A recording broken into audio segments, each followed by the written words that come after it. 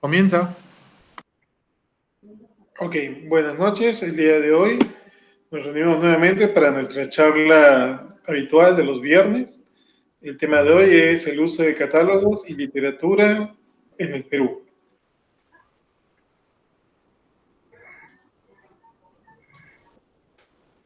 La charla del día de hoy va a estar dividida en 10 partes. Las dos primeras están a mi cargo y luego va a seguir Sergio, Rolando y Abraham para las siguientes. Lo que me toca a mí es el uso de catálogos mundiales. Todos hemos escuchado que existen catálogos para poder ver el valor de las piezas filatélicas alrededor del mundo. Principalmente esto se concentra en las estampillas y para ello hay muchos catálogos de estampillas que se usan ampliamente por todas las comunidades filatelistas, ya sean si son vendedores, compradores o simplemente comerciantes. Pero lo que es importante notar es, cualquiera que este catálogo sea, el precio es un precio referencial y que está sujeto a demanda y oferta. Asimismo, siempre se considera que el sello está en buenas condiciones, sin fallas. Las listas que se confeccionan por las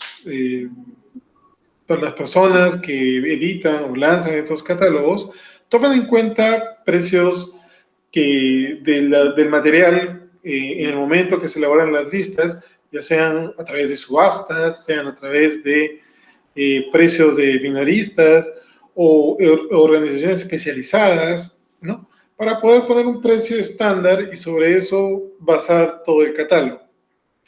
Vamos a revisar algunos catálogos que ya existen, ¿no? Una anotación que tengo que hacer antes de empezar esto es de que vamos a comenzar con lo tradicional, es decir, con los catálogos físicos. Y luego nos moveremos a los catálogos online. Los principales catálogos mundiales, entre los 4 que son más populares, tenemos al Scott, que es de Estados Unidos, y que es muy usado entre, obviamente, los norteamericanos y los canadienses, y también tiene la opción de un catálogo en línea. Usualmente el catálogo de Scott está dividido en 6 volúmenes. El primero es para Estados Unidos y para todos los países que comiencen entre la A y la B. Los volúmenes 2, 3, 4 y 5, 6 van dividiéndose en lapsos de la C y la F, la G y la I, la J y la O, la P, SI, SO y Z respectivamente. El segundo catálogo más popular es el Ibert et Lier de Francia. Es igualmente dirigido a todas las personas francesas y también tiene disponible una edición online, ¿no? Y en el caso del Ibert, saca suplementos de acuerdo a qué región, ¿no? Uno quiere consultar, a diferencia del Scott. El siguiente catálogo es el catálogo Mitchell, ¿no? Que es publicado en Alemania, ¿no? Y obviamente es para personas de habla alemana. Y luego tienes el Stanley Gibbons de Inglaterra, que es un grupo de comerciantes que distribuyen sellos, y quizás sea el más antiguo de todos, porque es desde 1856. Y también tiene un catálogo en línea. Dentro de los catálogos, uno puede encontrar mucha información, no es basta. Un catálogo, prácticamente estamos hablando de unas 1500 páginas, por lo menos. Entonces, para poder navegar a través de todo este mar de información, uno siempre puede fijarse hacia la tabla de contenidos. En la tabla de contenidos, como ustedes pueden ver en la pantalla, pueden encontrar información importante para poder descifrar, si quieren decirlo de esta manera, toda la información comprimida que está por cada ítem en el catálogo, ¿no? Pero lo que nos va a permitir la tabla de contenidos es encontrar la información que necesitamos en el menor tiempo posible y también nos da ayudas visuales sobre el contenido, cómo se muestra el contenido.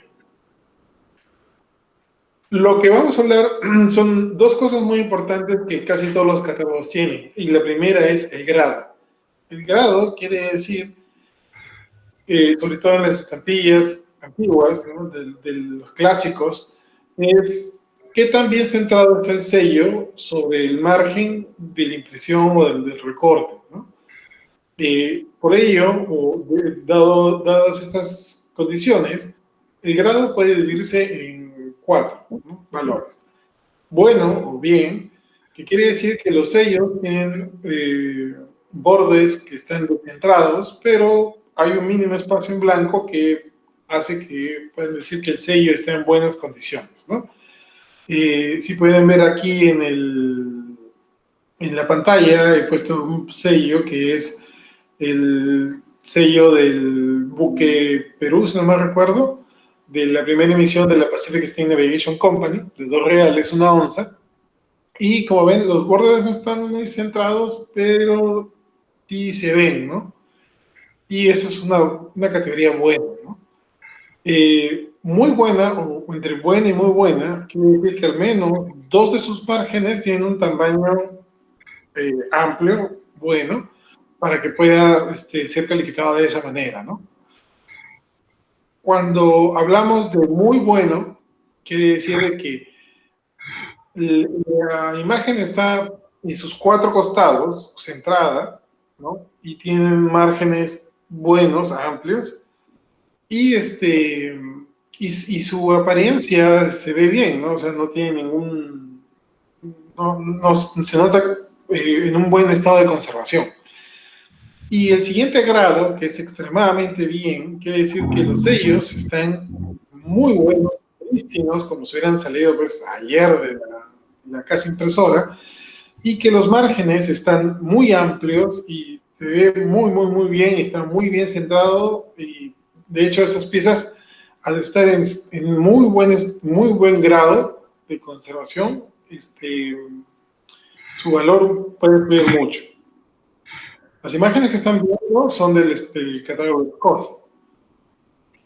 La otra condición importante, o sea, el otro dato importante es la condición. Pero, ¿cuál es la diferencia entre condición y grado? Mientras el grado se ocupa del centrado, la condición se refiere a otros factores que afectan la deseabilidad del sello, ¿no? Que si tú quieres tener ese sello para tu colección. ¿Cuáles son esos factores que pueden incluir? Puede ser que los márgenes sean muy amplios, ¿no? Como ven aquí en esta estampilla, o puede ser que haya presencia de hilos, o que haya una variedad de sello, o de la placa, o que hay una cancelación inusual, ¿no? en el sello. Sobre todo eso es para las estampillas pues, del siglo XIX, ¿no? Todo lo que es clásico y posclásico. Y otros factores que no son fallas, pero disminuyen, ¿no? Puede ser que la estampilla no tenga su goma original, sino que haya sido rengomada, o que tenga rastros de una charnela, o que hay una marca en la estampilla, puede ser en la parte posterior o delantera, que son aplicadas por coleccionistas o distribuidores para marcar una marca de calidad de la estampilla.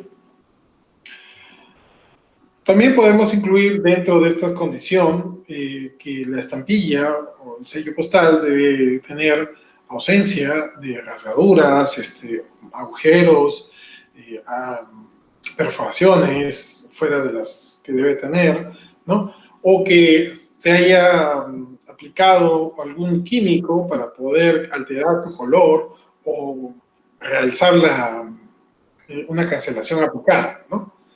Y pues, como ven en la parte inferior del gráfico, pueden ver que como antes era una práctica muy común el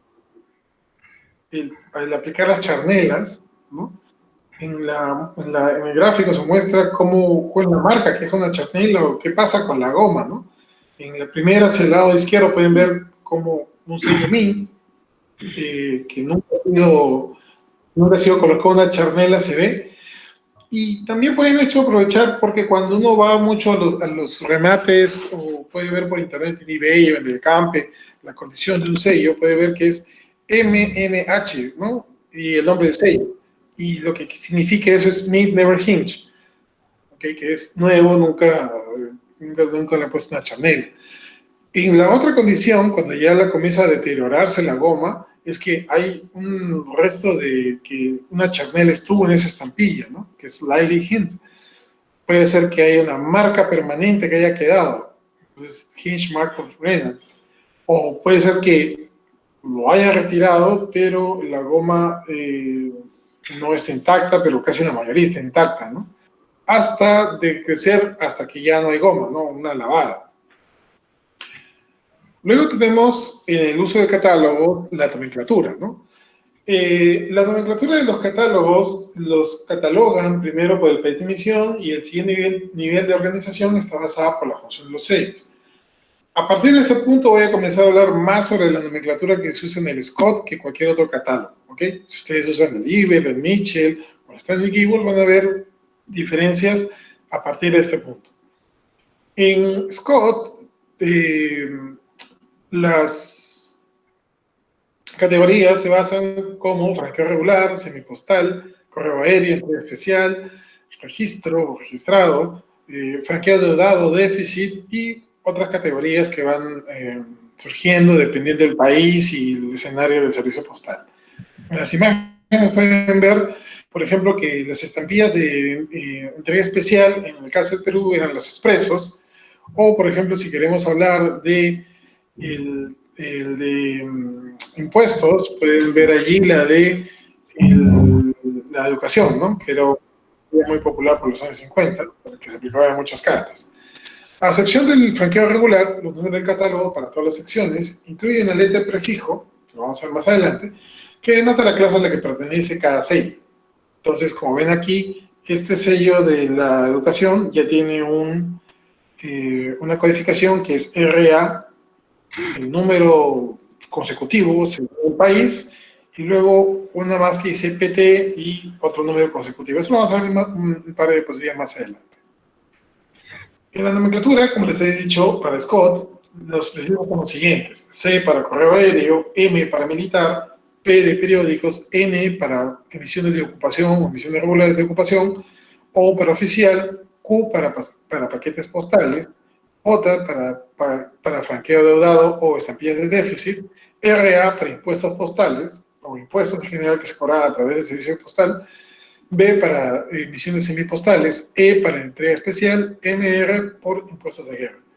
Esto se ve aplicado, por ejemplo, en las estampillas peruanas, porque identificamos, por ejemplo, las estampillas de correo aéreo con la letra C, como está aquí de correo aéreo, C1, este es el C3 y este es el C13, por ejemplo, ¿no? Vamos a comenzar a ver ejemplos un poco más prácticos sobre el uso de los catálogos mundiales en la sección de Perú. Vamos a tomar por referencia la estampilla de 1871 del trencito. Si ustedes ven aquí dice 1831 APR Embossed Inf, lo que quiere decir que fue emitida en abril de 1971. En abril, el catálogo no tiene en este momento, no pone el día. Cuando tiene esa información lo muestra, que lo vamos a ver más adelante. Embossed quiere decir que esta estampilla es en relieve y imperf que es imperforado. El número que le asignó es 19 en la lista, y eso es lo que tengo que también comentarles.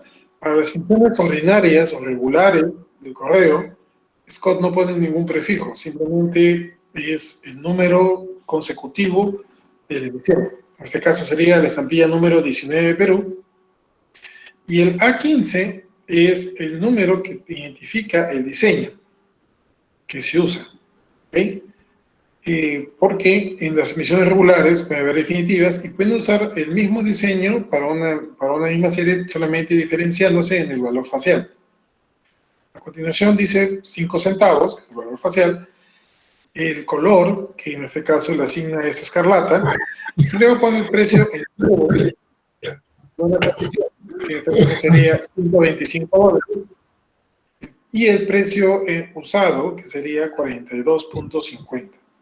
Si hubiera algún dato adicional que marcar aquí, lo que hace Scode es, puede ponerle una cápite como un índice diciendo A. También existe una de 5 centavos en rojo pálido, que en este caso tiene el mismo valor, ¿no? Si hubiera, por ejemplo, algún precio mayor porque esté en carta, también lo va a anotar el Scott. Y también puede notar datos adicionales, como en este caso, aquí dice, y lo he reproducido de este lado, dice 20 aniversario del primer ferrocarril en América del Sur, enlazando Lima y Callao. Y también deja ver que hay variedades denominadas Ayao y Calla que se deben al exceso de tinta, ¿no? Y pues, da el motivo, la razón de por qué existen esas variedades que también son coleccionables. Vamos a ver otro ejemplo mucho más moderno. Por ejemplo, ahí les he puesto una estampilla de un club que pues ya no creo que ya tenga muchos seguidores, ¿no? ¿La nombro o no la nombro, Abraham? O nos cae la maldición.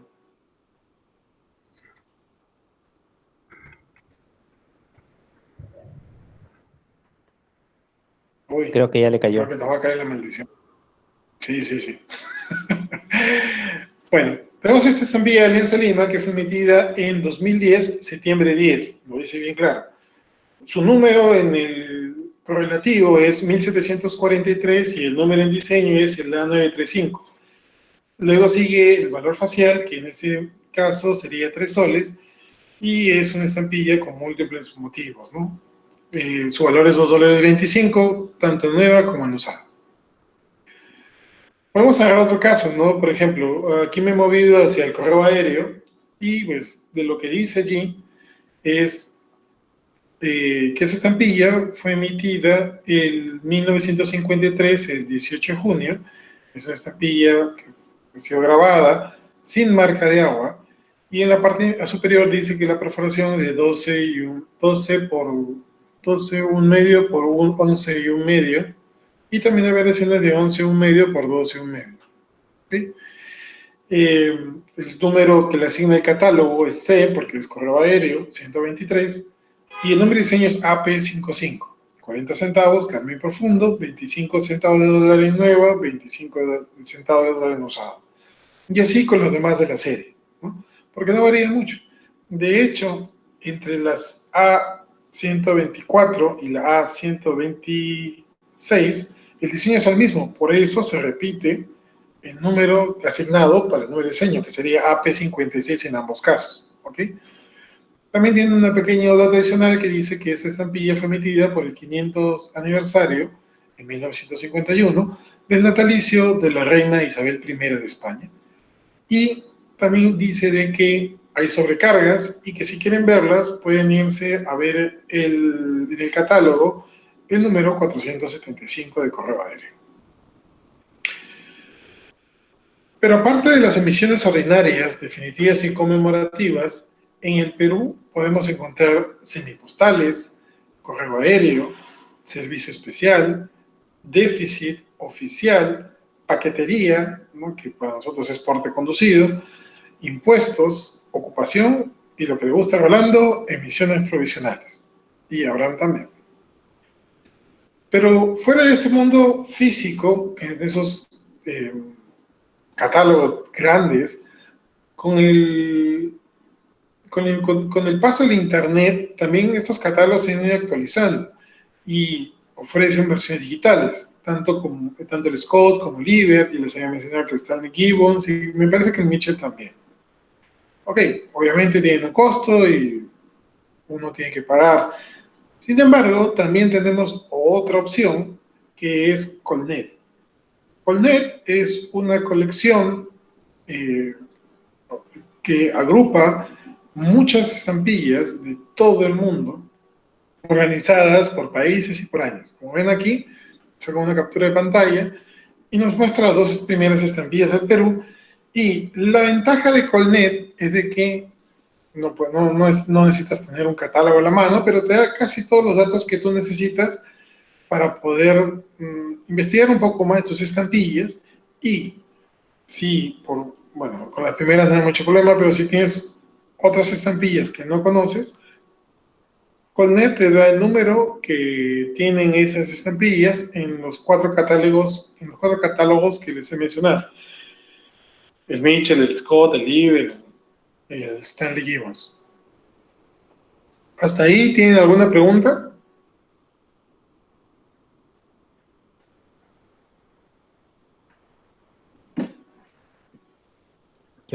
Disculpa, Omar, Dale. ¿qué tan completa es esta base de datos, digamos, Colnet, en Perú al menos?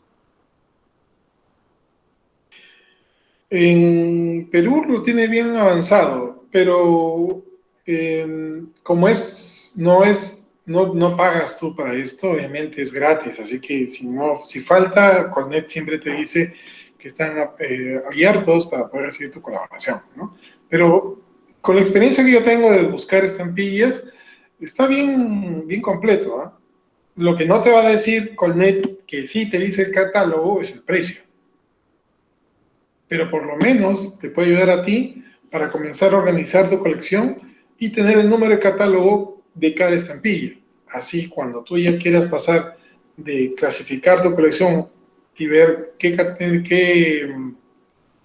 y quisieras evaluarla, puedes comenzar aquí y cuando ya tienes todo listo, puedes pedirle a algún amigo que te preste el catálogo y vas a ver que es mucho más sencillo poder colocar los precios, ¿no? ¿Está bien, está bien la respuesta, Rolando? Ok, gracias.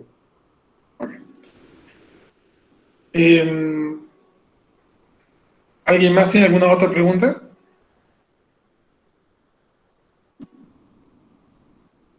Ok, continuamos. Lo siguiente que voy a tratar son los catálogos especializados de Perú. Uno de los más reconocidos, y en mi opinión, es la Biblia para todos los filatelistas, es el catálogo de Bustamante. Gabriel Bustamante fue un estudioso de la filatelia peruana que todos sus artículos comenzó a escribirlos y con el paso de los años se volvería la base para poder empezar la emisión o la edición de este catálogo especializado del Perú, Bustamante. De hecho, el señor fundó una casa filatélica, ¿no? Y él mismo conducía ciertas expertizaciones sobre estampillas. En la imagen pueden ver a Gabriel Bustamante, su hijo Juan y el hijo de él, Ismael, ¿no? Asimismo, Bustamante comenzó a emitir su primer catálogo en 1965 y los datos que están en ese catálogo son muy buenos porque recogen muchas cosas que los catálogos internacionales no pueden o no lo hacen. Detalles como cuándo lo sacaron, si tuvieron problemas cuando lo sacaron, o quién fue el que confeccionó el sello, o si lo retiraron pronto del mercado, o si hay alguna anomalía en el matasello que se aplicó, o cuántos días se aplicaron, o para qué se aplicó. Muy interesante.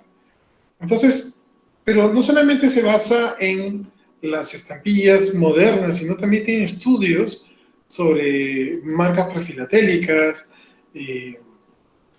que incluyen la época pre-Inca, Inca, Virreinato, República, y también cosas muy especializadas como agencias postales de otros países en Perú, cómo funcionaron, qué matasellos utilizaron. Y es mi sincera opinión que este material que está en el catálogo es la piedra base para muchas investigaciones de literatura e investigación filatélica en el país.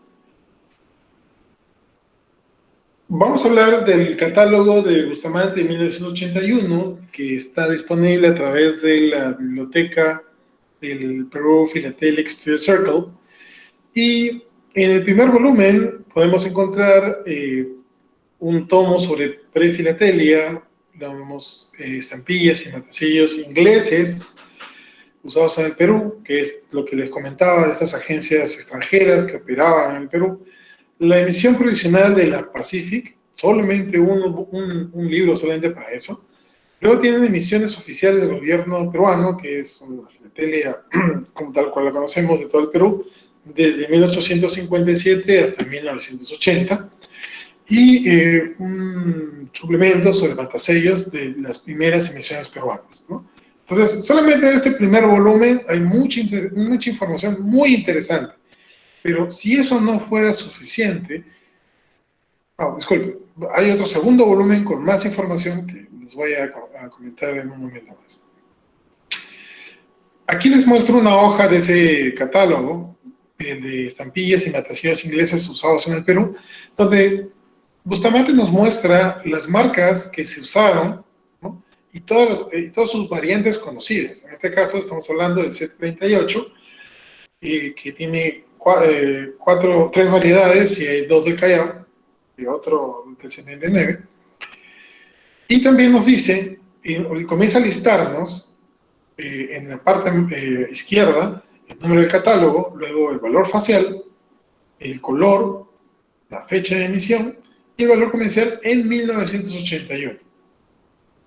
Y también nos muestra algunos materiales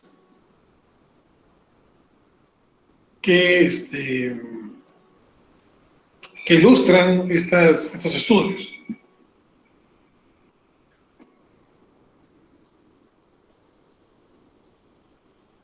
Ok, y en el correo binario podemos ver que está la fecha de emisión, está la imagen referencial, también podemos ver el catálogo, el número del catálogo, el valor facial, el color, unidades, y los valores en no había usado de esa época, pero algo que a mí, para mí es muy nutritivo, filatélicamente hablando, para el desarrollo de literatura e investigación filatélica, es la información complementaria. Esos son los datos que no vas a encontrar en ningún otro catálogo internacional.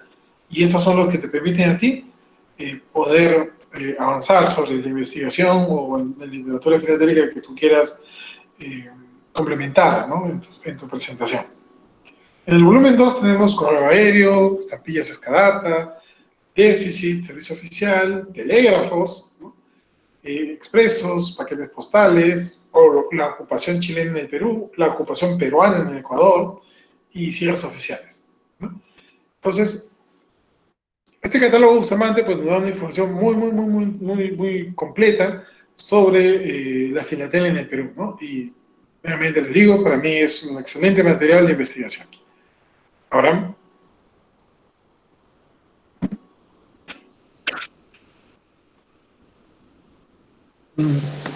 De,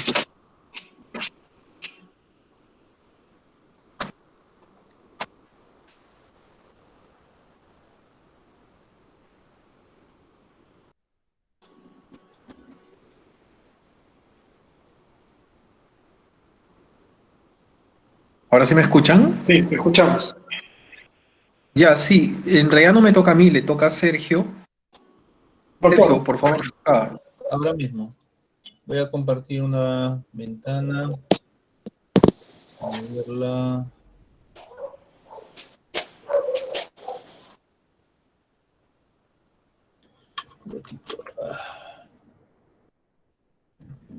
Ahí está.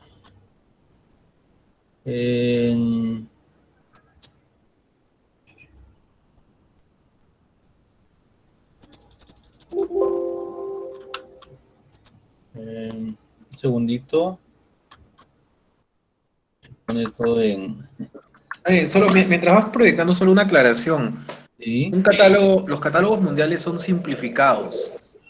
Se les conoce. La intención es que sean simplificados. No es que no tengan información de Bustamante. No Ya es sé. la intención de poner eso, ¿no? Simplificado es distinto a especializado. Ok, ¿ya pueden verlo? Sí, ahora se ve. Bien, bueno, vamos continuando con la presentación de los catálogos. Voy a mencionar varios catálogos rápidamente. Ya, Omar ya se ha encargado de explicar cómo se utilizan. Solo antes de continuar, si bien mucha gente busca el catálogo por una razón u otra, lo principal es la lista. La otra es los costos, si vale más o vale menos, pero mucho es lo que he dicho es información. O sea, no solo catálogos, hay libros también que nos listan y acá tenemos alguna lista de poco histórica, ¿no? Casanova, voy a empezar con el más reciente y esta vez continúa el 96. Es un catálogo muy simple, pero que en los años 90 sirvió para funcionalizar colecciones y poner al día, porque el catálogo de Bustamante, el especializado, terminó en el 81 y no hubieron ediciones disponibles en esa época.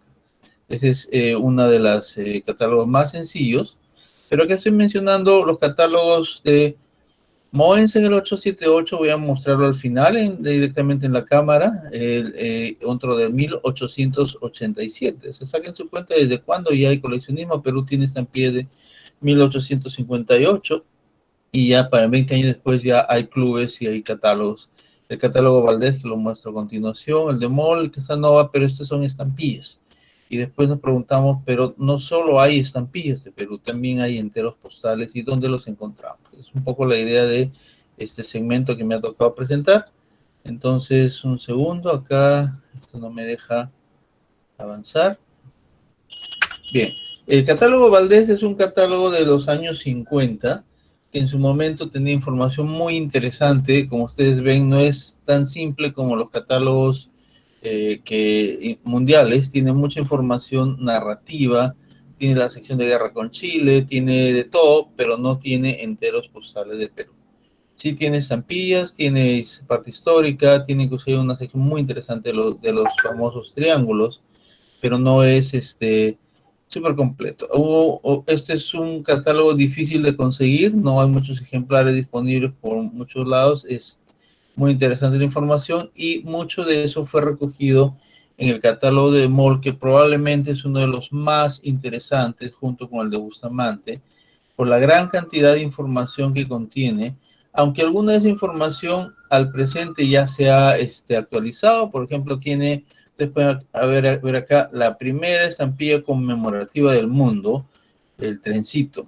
Ahí había discusión sobre eso y ahora ya se entiende que no fue una estampilla conmemorativa, aunque el catálogo que en esa época lo consideraba, y tiene muy buenas secciones de las departamentales de Perú, la administración de Chile en Perú, estampillas chilenas usadas en el Perú, y tiene acá una sección de pruebas, ensayos y muestras, que en ningún otro catálogo he visto, obviamente hasta los años 50 o más bien el periodo clásico. Entonces es un catálogo muy interesante, también muy difícil de conseguir. El ejemplar que conseguí fue en eBay a un precio un poquito elevado, pero que me permitió poder tener, porque no, de esto no hay copias en PDF, no hay autorización de reproducción, no hay ni en bibliotecas. Entonces es muy interesante poder tener uno de estos catálogos, pero poder poner a disposición si alguien quiere una consulta sobre estos en el futuro. Vamos a hablar un poco de ya enteros postales, y al final voy a usar mi pantalla, pero este es un catálogo de Estados Unidos que tiene estampillas. No es un catálogo notable, no es el Scott, pero es un catálogo común que uno lo puede comprar en un puesto de una librería, un puesto de revistas muy grande. Suelen haber estos cada año. Este es de 2004, pero yo lo compré porque es barato, no es muy caro, tiene precios muy elevados, pero eso no es importante. Como decía, en este caso para mí era importante tener una lista de los enteros postales de este país, de Estados Unidos. Entonces prácticamente la situación es esa. No hay catálogos mundiales. Voy a mostrar unas copias del catálogo, parte de Perú, del catálogo mundial de enteros postales de Higgins, que me lo facilitó Abraham. Este es tomos que se publicaron en los años 50 y nunca más se volvieron a publicar, y los enteros postales del mundo posteriores a esa época, solamente los catálogos de algunos países. Otro ejemplo, este es un catálogo coreano del año 18-19, y he tomado un scan de la sección de enteros postales. A veces veo esas postales asiáticas y identificando el país. Japón también tiene en su catálogo de estampillas, hay secciones donde están los enteros postales, los matasellos utilizados. Pareció justamente mucha información, sobre todo para el temático, que no encuentro en otro lado. Y muchas secciones están en coreano, gracias a Dios pueden escanearse y ser en Google Translate. y se puede leer esto de alguna forma, pero sobre todo saber si ese documento que tengo en mi mano es o no es un entero postal, de qué año fue, qué referencias hay, es importante. Entonces acá para eso hay que buscar catálogos especiales. Este es un libro también de Herbert Moore. Herbert Moore escribió muchos. Este es del año 1990, perdón, este acá me parece que es del 95, 99. Y este de acá no se vende acá, se vende en los Estados Unidos a la Sociedad de Correo Aéreo. No es un catálogo per se, pero tiene información para poder hacer una colección erudita o más avanzada de correo aéreo que solamente poner una tras otra. Y acá nos cuenta de la aviación civil, las rutas que había en el Perú, las empresas, las aerolíneas y de dónde llevaban correspondencia. Es un libro no muy grueso, pero con información muy interesante.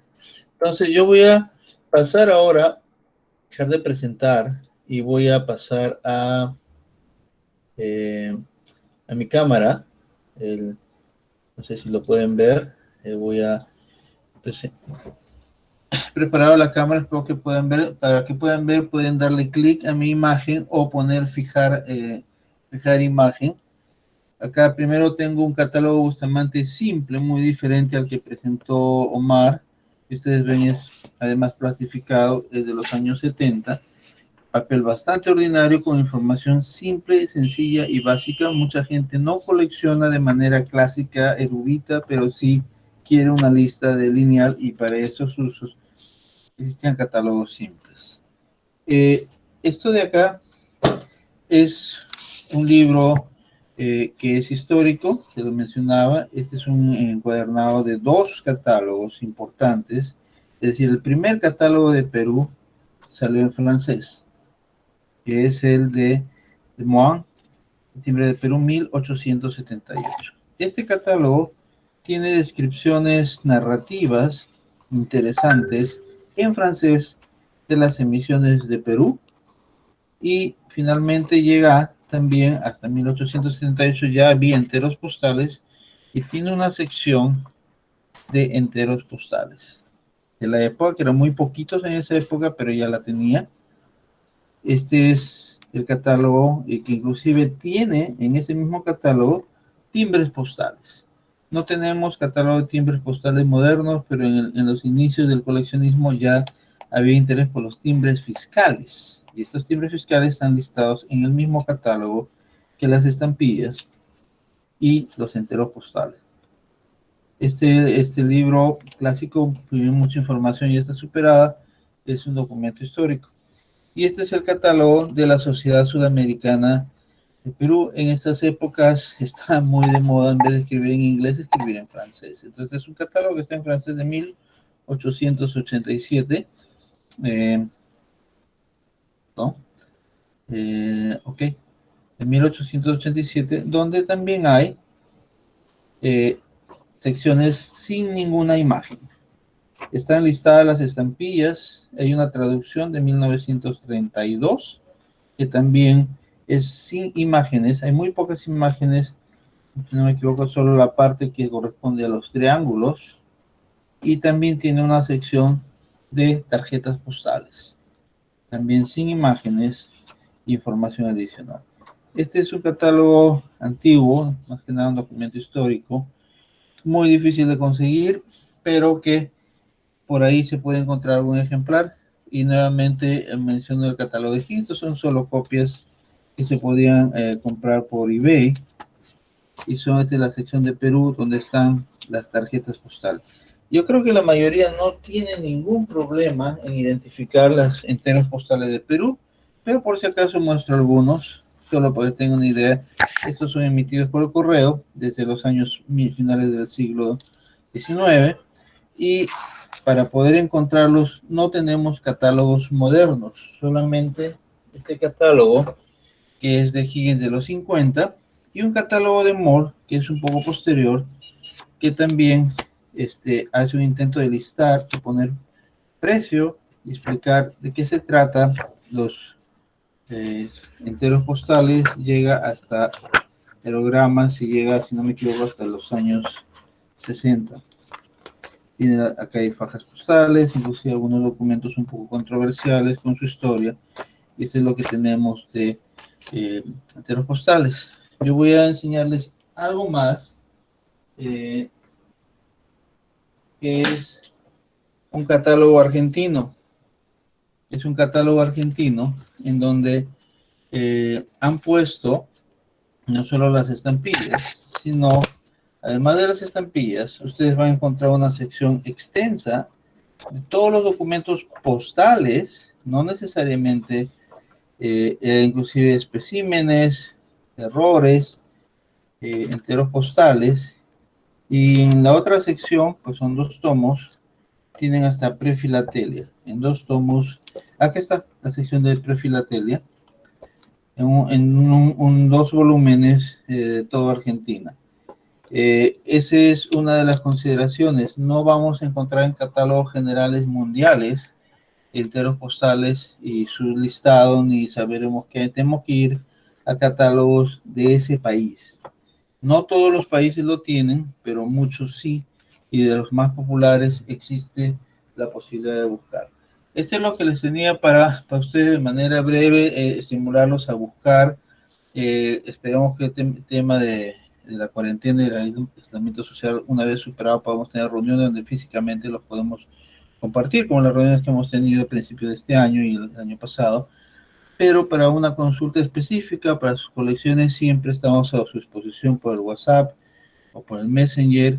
Pueden enviar una imagen y los que tenemos alguno de estos catálogos tratamos de buscarlo en lo que tenemos. Y quería mencionar algo más, es un poquito saliéndonos, ¿qué pasa con los timbres antituberculosos? Les mencioné en algún momento en otra charla, también existe un catálogo, yo los colecciono, es un catálogo mundial, la calidad no es tan óptima como los demás, pero están las listas por país y por supuesto también está la lista de Perú. El catálogo conocido de Perú, que es de nuestro amigo, el doctor Roque Castillo, que está acá, que también tengo el gusto de poder poseer una copia de este catálogo, que es el único que existe de Perú de esto, y también se complementa y realmente tiene más información el catálogo de Roque que lo que está en el catálogo mundial, pero el catálogo mundial me permite ver de otros países y confirmar que eso que creí estampilla no es necesariamente una estampilla, sino un timbre antituberculoso voluntario, como hemos comentado. Entonces, eso es lo que tenía para ahora y continuamos con la presentación, si no me equivoco, Rolando.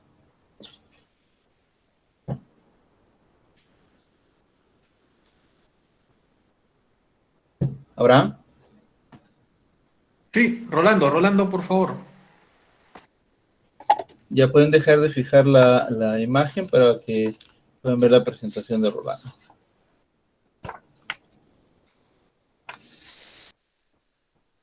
Ok, voy a presentar pantalla. Adelante.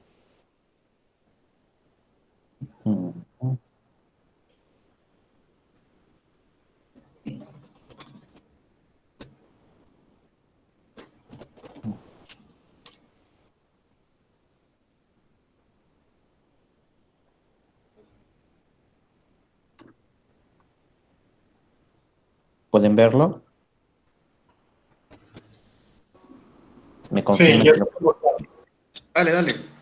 Listo. Bueno, en mi caso voy a exponer el tema de marcas filatélicas y una parte de lo que es la Guerra del Pacífico. En lo que se refiere a marcas filatélicas, pues tenemos que iniciar nuestra aventura en lo que es la prefilatelia peruana, ¿no? En la prefilatelia peruana, pues tenemos un libro que es, digamos, el libro base, en el cual se ha podido, digamos, constituir cualquier estudio, ¿no?, relacionado a prefilatelia ha tenido que primero basarse en este clásico. Este libro fue emitido por José Colarreta, ¿no?, y consta de 2 volúmenes. En el primer volumen, pues tiene el grueso de su investigación inicial, ¿no?, hasta donde pudo alcanzar, digamos, en el momento de la edición. y después, posterior a ello, al recabar mayor información sobre los temas relacionados a la prefilatelia, lo editó y lo publicó en un suplemento, ¿no? Al que se denomina primer suplemento. Estos libros no son muy sencillos de conseguir, bueno, relativamente sencillos de conseguir. Miren, el tiraje de cada una de estas dos ediciones fue de 1000 ejemplares, son ediciones numeradas, ¿no? E incluso en el Colarreta se dio el, digamos, el trabajo de firmar, ¿no? De puño y letra cada uno de los libros. Una descripción general del libro. Este libro tiene una introducción histórica que nos va a ayudar a comprender el contexto en el cual fueron utilizadas estas marcas, ¿no? También presenta las indicaciones necesarias para poder comprender el libro. Por ejemplo, tiene mapas, ¿no? Tiene mapas del listado de las carreras que se daban en el Virreinato del Perú y en la época republicana. Además, cuenta con algunos anexos donde están incluidas las provincias que había en el virreinato y la república, los itinerarios de estas carreras, las distancias que se tenían que recorrer, los tiempos de viaje, entre otros datos que ayudan a, digamos, a aquellas personas que hacen investigación en referencia a historia postal, ¿no? A poder hacer las diversas teorías o postulados para poder, digamos, enmarcar un hallazgo, ¿no?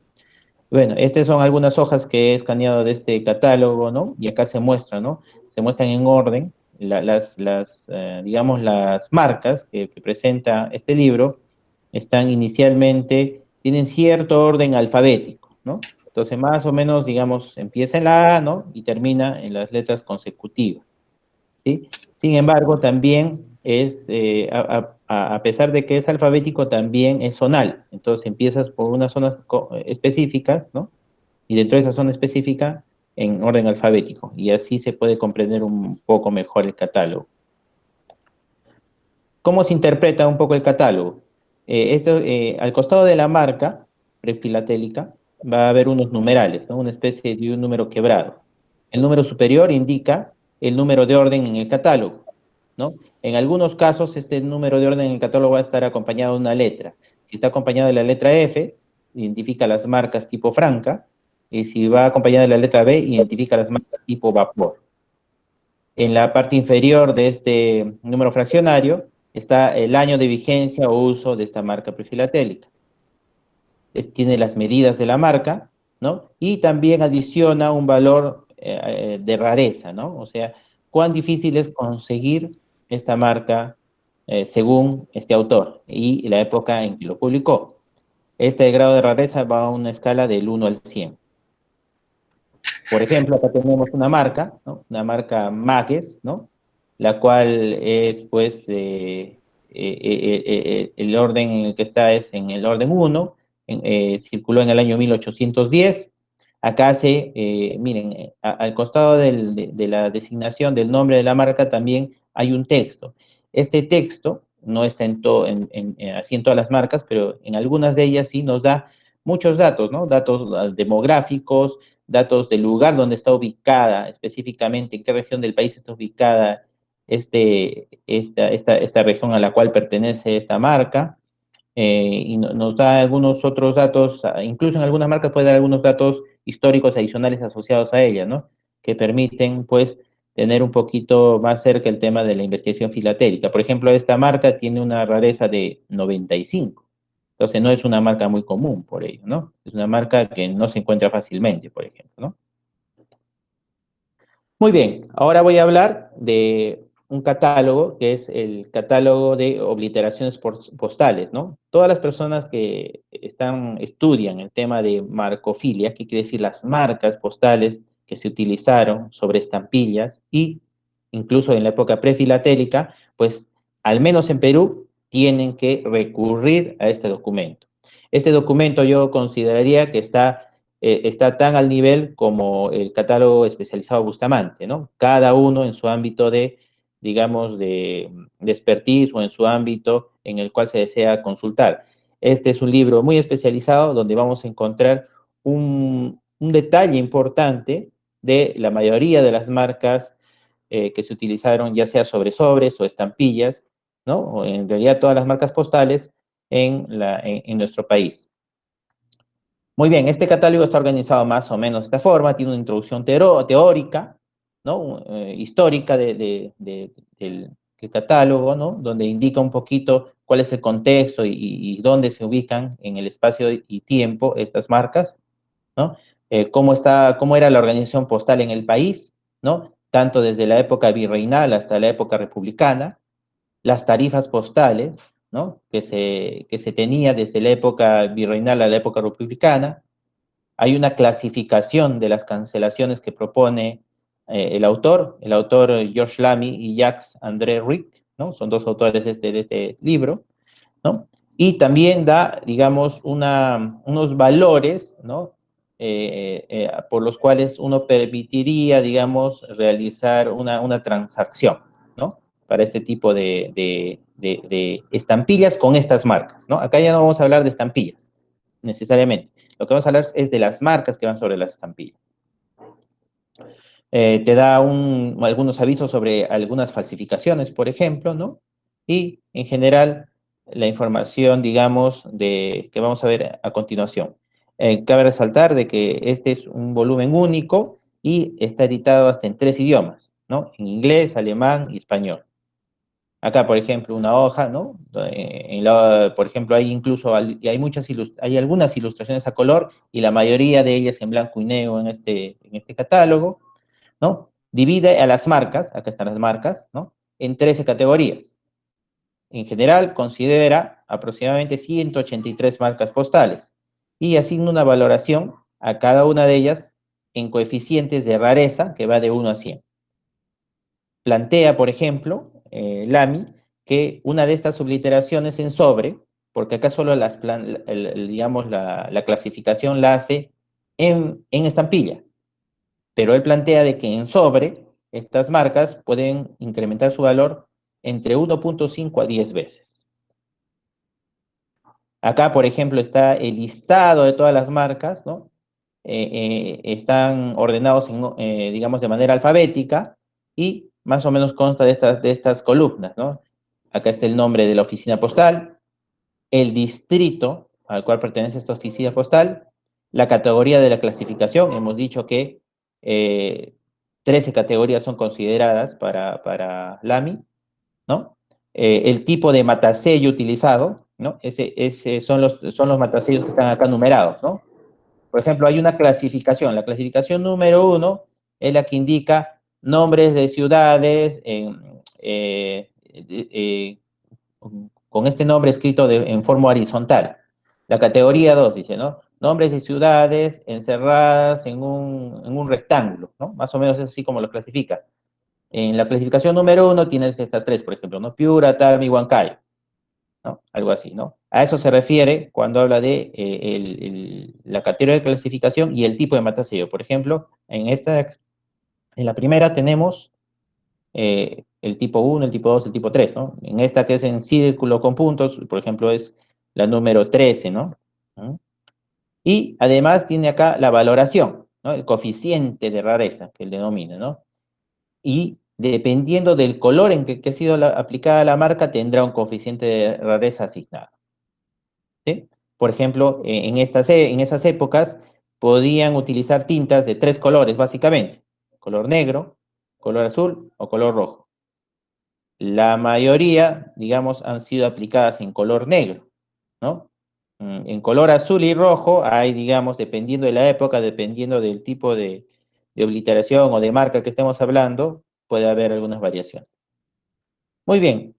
Digamos, más recientemente, ya en el año 2009, se editó este handbook, al que ha denominado de cancelaciones peruanas, ¿no? En Estados Unidos, por Eric Emsing, y donde ordena, digamos, ya con figuras de mejor calidad, ¿no? El catálogo de Lamy. Básicamente es muy similar al catálogo de Lamy. Emsing divide, ¿no?, a las marcas en 15 clases. Ya no les llama, como les llamaba, digamos, Lamy, categorías, sino acá lo divide en clases, ¿no? Plantea una actualización de precios en euros, ¿no? Lamy no planteaba, digamos, un precio, sino solo le daba un coeficiente de rareza, ¿no? Acá ya pone precios. Y principalmente lista dos grupos de cancelaciones, las define como cancelaciones pequeñas, a las que se pueden notar al menos el 75%, ¿no? En una sola estampilla, ¿no? Y a las cancelaciones grandes, las que caben en más de una estampilla, ¿no? Como esta de allá abajo. Plantea que el valor de una marca grande, ¿no? Que está en más de una estampilla unida, ¿no? Puede incrementar su valor hasta, como mínimo, hasta en 5 veces, ¿no? En el caso del AMI, indicaba de que en sobres, pues su valor también se incrementa considerablemente. En el caso de este handbook, no indica, digamos, indica que solo considera en estampillas sueltas, no lo considera en sobres, ¿no? Eso ya, digamos, indica que estará en función del acuerdo a que lleguen las personas que comercialicen estos sobres. Muy bien, ahora pasamos, salimos un poco de los catálogos y entramos a lo que es un poquito la bibliografía relacionada a la Guerra del Pacífico, ¿no? El libro, digamos, principal o la edición principal en referencia a este tema, lo encontramos en este libro, de Historia Filatélica de la Guerra del Pacífico de Ángel Pupo. Ángel Pupo fue un estudioso importante de la filatelia peruana, ¿no? Considerado entre los filatelistas más prominentes de nuestra filatelia nacional, ¿no? Y él estudió, ¿no? Y publicó tanto en la revista Filatelia Peruana, ¿no? Como en este libro, ¿no? Todo lo que pudo recabar de información sobre la historia filatélica de la Guerra del Pacífico. Este libro consta de dos grandes bloques, ¿no? El primer bloque son las estampillas de correo utilizadas bajo la administración peruana durante la guerra con Chile, y el segundo bloque, donde habla sobre las estampillas de correo utilizadas en el Perú por la administración chilena durante la guerra con Chile. Acá, por ejemplo, en el primer bloque habla sobre las emisiones de Lima, ¿no? Las conocidas emisiones que ya conocemos, clásicas, con grilla atrás, ¿no? Y habla sobre ya las emisiones propias de Arequipa, ¿no? Del gobierno rebelde de Arequipa, bajo el mandato de Lizardo Montero. Solo cubre las emisiones de los años 1881, 1882 y 1883, ¿no? Hay emisiones que se tuvieron en el año 1884 que no están considerados en este volumen. Por otro lado, en las estampillas de correo usadas en el Perú por la administración chilena durante la guerra con Chile, habla mucho del contexto histórico relacionado a las tropas chilenas y su avance en el territorio nacional. Tal es así que de manera cronológica va introduciéndose en cada uno de los avances de las tropas chilenas en ese territorio nacional y cómo ellos iban, digamos, realizando o trabajando con la correspondencia, y cómo cada oficina postal que iba siendo, digamos, capturada bajo las manos de los invasores chilenos, pues iba realizando su trabajo, ¿no? Para poder realizar la administración postal en aquellas épocas y en estas zonas. En este libro, en el primer, digamos, en el primer bloque, habla sobre las emisiones de Arequipa, por ejemplo, del año 1881 y 1882. Las ya conocidas estampillas, bueno, los ya conocidos timbres que por el efecto de este estado, digamos, de emergencia en el que estaba el país, se tuvieron que transformar en estampillas, ¿no? De 10 centavos, 25 centavos y 5 soles. Y habla también sobre algo sobre las marcas que los acompañan a estas estampillas. Cabe mencionar un catálogo que también ya lo mostró Sergio, ¿no? Este catálogo lo menciono acá, ¿por qué? Porque gracias al trabajo que se realizó en la Sociedad Filatélica Peruana, ¿no? En la Sociedad Filatélica Sudamericana, perdón, ¿no? Con la emisión de este catálogo se reconoció oficialmente de que las estampillas provisionales utilizadas durante la guerra eran parte de la historia filatélica nacional. Antes de ello, no eran consideradas más que solo las emisiones que habían sido desarrolladas bajo la época, digamos, de no invasión, ¿no? Y las que circularon de aquella época de invasión durante el periodo de la guerra. Pero estas estampillas, las que se denominan departamentales, ¿no? Dentro de ellas las emitidas en la ciudad de Arequipa, son por primera vez consideradas en este catálogo. Es del año 1887 la primera edición. Entonces, con lo cual, gracias al trabajo que se realizó acá, ahora contamos con la información y con el reconocimiento de que sí son parte de nuestra historia filatélica. Acá encontré, por ejemplo, también digamos, una especie de un libro pequeño, ¿no? Que habla sobre la historia filatélica de la guerra entre Perú y Chile, ¿no? Fue editado en el año 1966 por el autor Howland en la Sociedad Americana de Filatelia. Es un libro relativamente pequeño, ¿no? Y el cual, ¿qué hace? Ordena, digamos, de una manera más gráfica, ¿no? Toda la información que está en el libro de Pupo, de la primera parte del libro de Pupo, ¿no? Y lo ordenan de una manera muy cómoda, muy fácil de entender. Bueno, este libro está en inglés, pero está la información mucho más ordenada y con digamos, un mejor trabajo gráfico que se ha podido lograr en esta edición. Aporta algunos pequeños puntos adicionales, pero principalmente basados en el trabajo de Pupo. También hay una publicación, ¿no? de Barrington Brown, ¿no? Donde habla sobre la estampilla, específicamente sobre la estampilla de 25 centavos, la estampilla provisional de 25 centavos de Arequipa. Y incluso acá habla sobre, digamos, ciertos errores que se presentan en la plancha, ¿no? La cual es una plancha de 50 estampillas, ¿no? Y habla un poquito de los errores que se encuentran en general en esta plancha. Yo, por ejemplo, he tenido que basarme, este ha sido el comienzo, digamos, importante para poder ya realizar los trabajos a mayor detalle que estoy realizando en este momento sobre esta estampilla. Un trabajo preliminar, lo menciono acá, ¿no? Es el realizado por Agustín Muñante, que lo presentó en la revista de Filatelia Peruana, en la edición especial de los 50 años, donde habla justamente sobre esta estampilla de 25 centavos, donde recopila pues la información muy similar al trabajo de Barrington Brown, solo que en idioma español y digamos con algunos aportes adicionales. Yo lo menciono a Agustín porque yo he podido adquirir gran parte de su colección, que es una parte importante de lo que yo he podido recabar para los trabajos que realizo en este momento.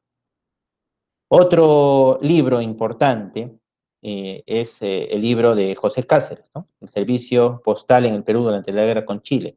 Este libro narra de una manera, digamos, histórica los hechos que llevaron al uso del servicio postal y entra en unos detalles que no encontramos en otros textos, ¿no? Sobre el manejo de las tarifas, digamos, las rutas que se utilizaron en aquellas épocas, ¿no? Y dentro de ello también menciona contextos históricos y referencias históricas importantes sobre la ocupación de Arequipa. Es por eso de que a nuestro socio, a Abraham Valencia, le recomendé una lectura de este libro porque da, digamos, referencias históricas sobre aquellos tabúes en los cuales indican de que, pues, digamos, los ciudadanos arequipeños de aquella época no supieron defender su ciudad en aquel entonces, ¿no? José Cáceres se basa mucho en lo que comenta en este libro, en las denominadas memorias de Lynch, ¿no? Lynch fue un militar chileno que que escribió cada uno digamos, de las actividades que realizaba el ejército chileno en su paso por las diferentes ciudades que iba conquistando en nuestro país. Otros trabajos que también sirven de consulta son los trabajos de Carlos Nicoletti, por ejemplo, sobre la Guerra del Pacífico, principalmente enfocados en lo que es la correspondencia chilena y cómo circuló en nuestro país durante la ocupación, ¿no? Y a lo mismo que este texto de la Guerra del Pacífico, que está en francés, ¿no? de RINOT, donde también hace un seguimiento a la historia postal de nuestro país en estos tiempos tan controversiales. Muy bien, hasta ahí mi exposición de esta parte. Creo que todavía hay alguna parte que le corresponde a Abraham. Le doy pase a Abraham. Muchas gracias. Gracias, Rolo. El de Cáceres lo leí hace 20 años, te cuento. Voy Hay que a... volverlo. Estos arequipeños son terribles, igual que mi padre. A ver, voy a... Avísenme si se ve, por favor. ¿Se ve la presentación o todavía nada? Ya, ahora sí. Ya se ve. ¿Sí? Ya, Correcto. a ver.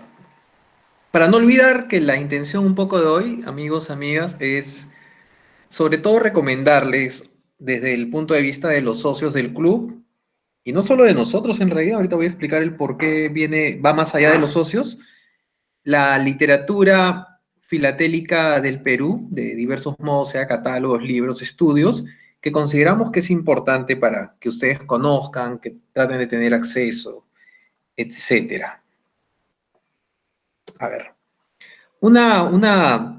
ya Rolo mencionó algo del material importante para conocer de la época prefilatélica, como es, por ejemplo, son los libros que publicó Colareta hace algunos años.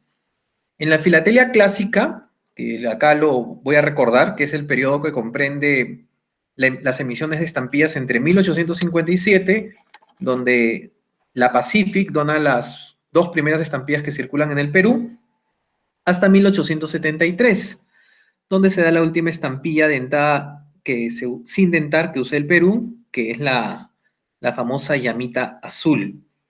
2 libros que nosotros consideramos que son indudablemente, que no se pueden dejar de leer, son Historia Postal y Filatélica del Perú, de Herbert Moll. Ya algo comentó sobre Moll Sergio, que definitivamente Moll fue uno de los grandes filatelistas que ha tenido este país, y sobre todo yo diría yo, de los grandes estudiosos de la filatelia que ha tenido nuestro país. Otro libro que es básico para la lectura, el estudio, la comprensión de este periodo de la filatelia en nuestro país es El Servicio Postal y Filatélico en el Perú, de Carlos Nicoletti.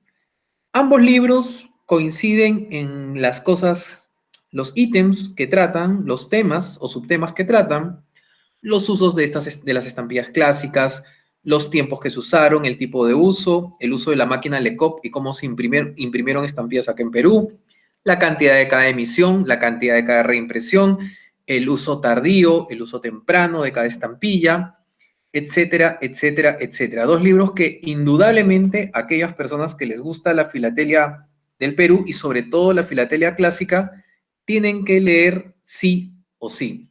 Una de las ventajas del libro de Nicoletti, o de los libros de Nicoletti para hablar en plural, es que hoy en día están disponibles para descarga gratuita en PDF. Nicoletti todavía está vivo, él y su familia han autorizado ya hace algunos años para que todos los libros que él ha editado a lo largo de su vida filatélica puedan ser distribuidos. Así que esa es una súper ventaja. Yo sugiero descargar y leer, sobre todo, cuando puedan. Están disponibles en el club que en castellano se dice Círculo de Estudios Filatélicos del Perú. Tienen una biblioteca muy buena, justamente sobre nuestro país. Otro periodo bastante importante y que hay mucho material al respecto sobre la literatura en nuestro país es el periodo posclásico. Es el periodo evidentemente posclásico, empieza en 1874, posterior a la última estampilla clásica emitida, y se considera que termina en 1900. Desde mi punto de vista, una de las personas que más ha escrito sobre ese periodo es casualmente y nuevamente Carlos Nicoletti. El señor Herbert Moll también ha escrito sobre ese periodo. Ahí justamente tengo la carátula de Historia Postal y Filatélica del Perú, 1874 a 1900.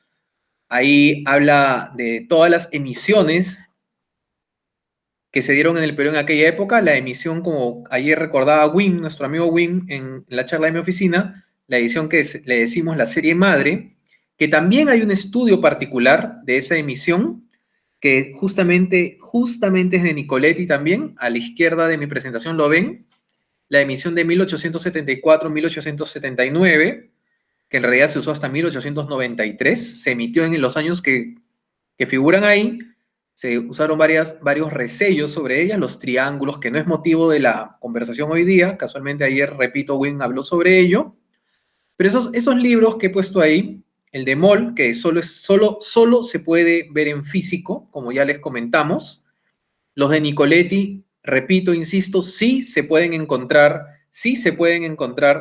en PDF, gracias a la autorización del señor Nicoletti, la emisión de 1874-1879, o el Servicio Postal y Filatélico en el Perú, que como bien dice ahí, aunque creo que no se nota bien, es el tomo 2.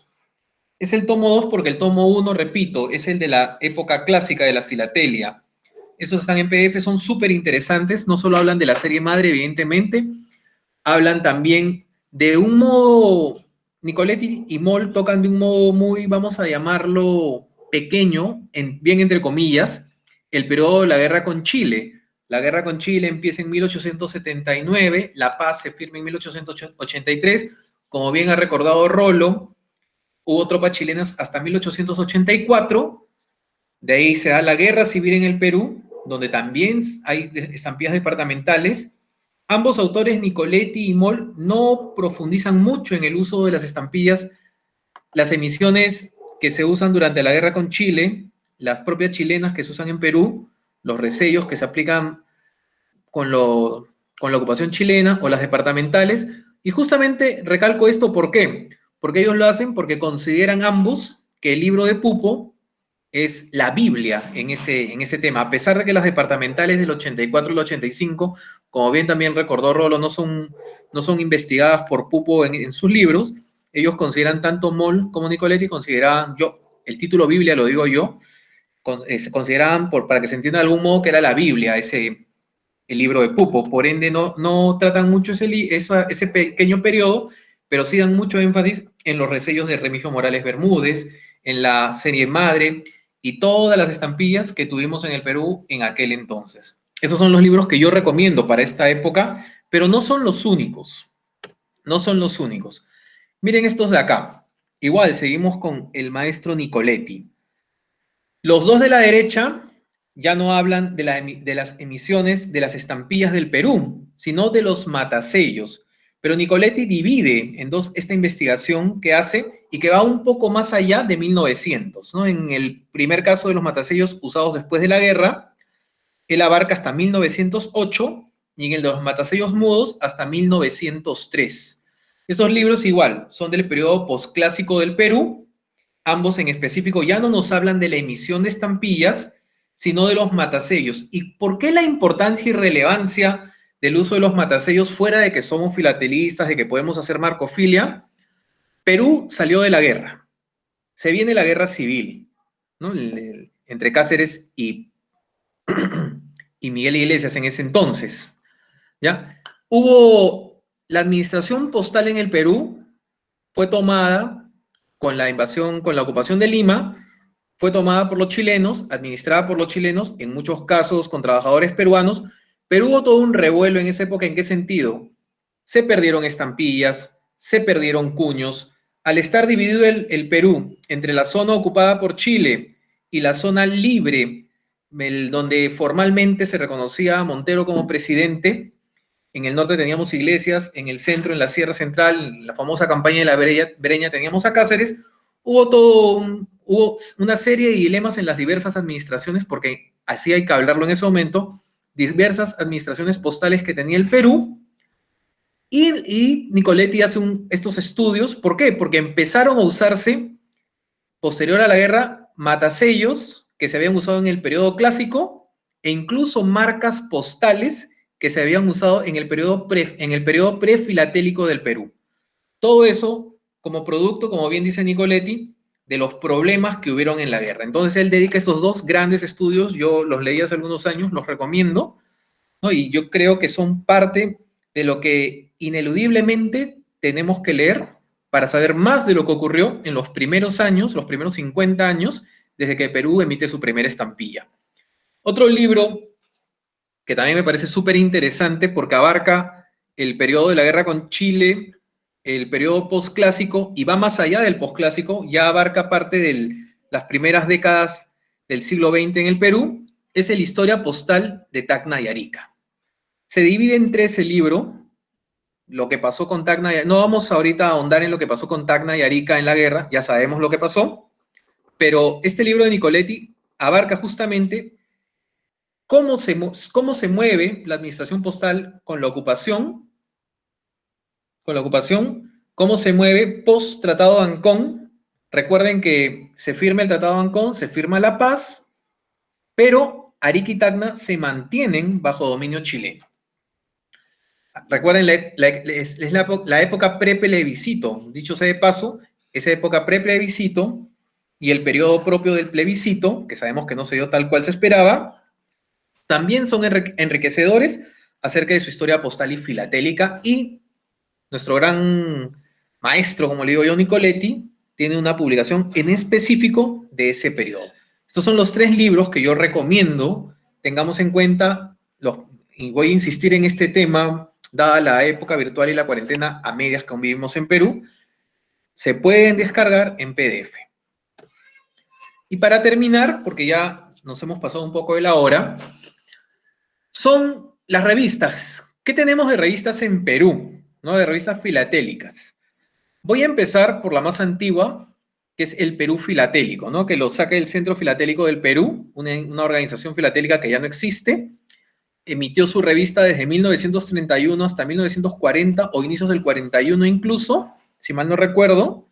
Son varios tomos que también se pueden descargar en PDF, como ya les indiqué, en la biblioteca del Círculo de Estudios Peruanos, Círculo Filatélico de Estudios Peruanos. Yo diría que esta revista, a diferencia de los estudios y los libros que hemos visto, que son en específico de un periodo X o de alguna emisión X o de algún lugar X, como toda revista, trata diversos temas, pero es súper interesante porque si nos ponemos a revisar la literatura que tenemos en el Perú, casi no hay, fuera de la revista de Perú Filatélico, por ejemplo, en los años 30 del siglo XX, busquen ustedes, no hay muchas publicaciones, por no decir que no hay, y básicamente el Perú Filatélico es al ser una recopilación de artículos filatélicos de aquel entonces escritos por filatelistas que vivían y ya hacían filatelia en esa época.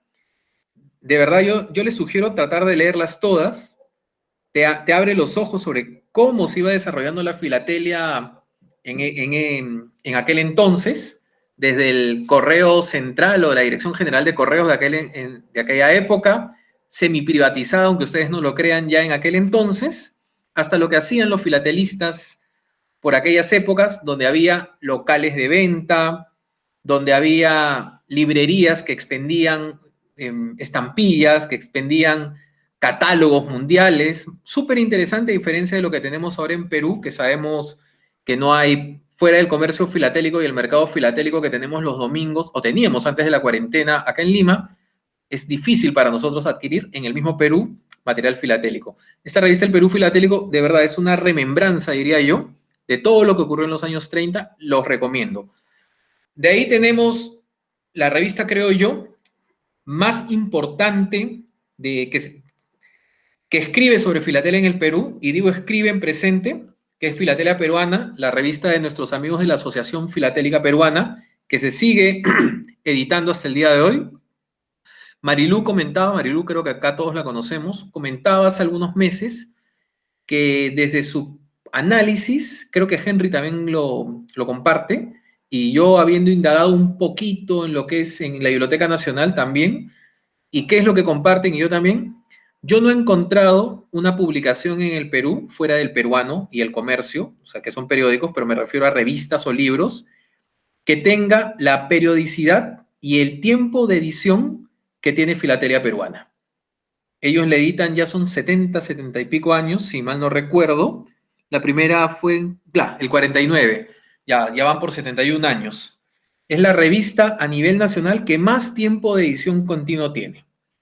Y ya sabemos, ¿no? Hay estudios, sobre todo de la época clásica, bastante prefilatelia. Yo recomiendo también la Asociación Filatélica Peruana, por suerte, insisto, ha puesto a disposición cada edición que van sacando la van convirtiendo en PDF y yo recomiendo descargarse. No voy a detallar todos los temas que tratan porque la verdad son un sinfín súper interesante. Yo no puedo decir que he leído todas, pero creo que me he leído un 70%. Otra revista que lamentablemente no tuvo mucha continuidad en su emisión, pero ahora que ha resurgido la Asociación Filatélica de Arequipa, y acá está César Carrera, qué pena que esté sin micrófono, esperemos que vuelvan a emitirla, que es Filatelia Arequipa, tiene pocos números, yo he puesto ahí el último que sacaron, que casualmente, si mal no recuerdo, César Carrera me lo envió el 2003 o 2004, no recuerdo el año, esperemos ahora que el club ha resurgido, nuestros hermanos y amigos de Arequipa se pongan las pilas, vuelvan a emitirla. Y a la izquierda tengo la revista nacional Filat, o Filat, como decían algunos, que es la revista oficial del Círculo Amigos de la Filatelia, o sea, nosotros. Se emitió del 86 al 89, al 90, se volvió a emitir del 95 al 97. Ahorita estamos en planes de volverla a emitir, el encargado es Pancho o Omar, como le dicen casi todos ustedes, ya lo estaremos comunicando. Y sí consideramos que todas estas revistas, incluida la que hemos sacado nosotros, que esperamos volverla a sacar, son en parte lo que mantiene vigente la filatelia en el Perú, ¿no? Y creo que estamos poniendo nuestro granito de arena con cosas tan, entre comillas, simples como estas charlas. Yo no voy a ahondar más, la idea era darles a conocer porque sí sabemos, estuvimos verificando esto antes, que no necesariamente todos conocemos todo lo que hay sobre literatura en el Perú. Hoy día no hemos tocado, creo, ni el 50%, insisto, hemos tratado de mencionar lo que sin lugar a duda probablemente es lo más importante. Esperemos que haberlos ayudado en algo y eso es todo, amigos, amigas, muchas gracias.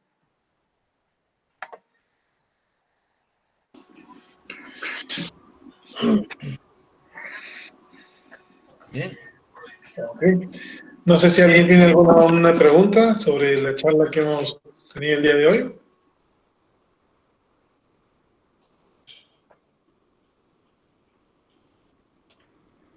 Bueno, mientras formulan su pregunta, pues yo quiero comentarles que también en el blog del Círculo pueden encontrar muchos artículos de investigación que pues Abraham, el doctor Roque, Aljuez, el que les habla, escribimos, ¿no?, sobre literatura bueno, investigación filatélica, ¿no? Y pueden encontrar datos interesantes sobre piezas especializadas de Perú, ¿no?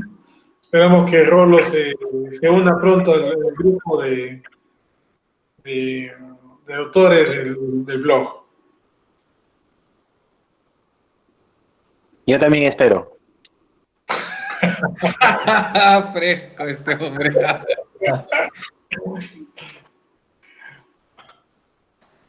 Bien, yo quería agregar algo. Y como esto va a quedar en video y lo van a ver socios, vamos a recomendar. Tenemos, además de la biblioteca, cada uno algún libro o algún catálogo, como yo he mostrado, que no necesariamente podemos reproducirlos y ponerlo en PDF por razones de derecho de autor, pero como lo tenemos, parte de la solidaridad y del beneficio de estar en un club es poder compartir esa información. Entonces, sobre todo en este periodo de cuarentena que no nos podemos reunir a mostrar, si tienen una pregunta, quieren saber más información o no tienen un catálogo, pregunten un catálogo, mándenos una foto por el Messenger o como a veces vemos en la página de Facebook que nos ponen algunos ítems y tratamos de buscar y lo ponemos ahí. Omar, Hola, ¿cómo estás? un gran ausente. La conferencia ha estado magnífica. Ha hecho un recuento en corto tiempo de lo que ya estábamos olvidándonos, de la filatelia. Gracias a ustedes, la estamos reavivando. El gran ausente son los franqueos mecánicos. ¿Por qué? Exacto. Los fiscales. ¿Por Así qué? es, Roque. No hemos cubierto, como te dice Abraham, todos los temas porque si no nos vamos hasta las 11 de la noche. Pero franqueados mecánicos es la filatelia de hoy.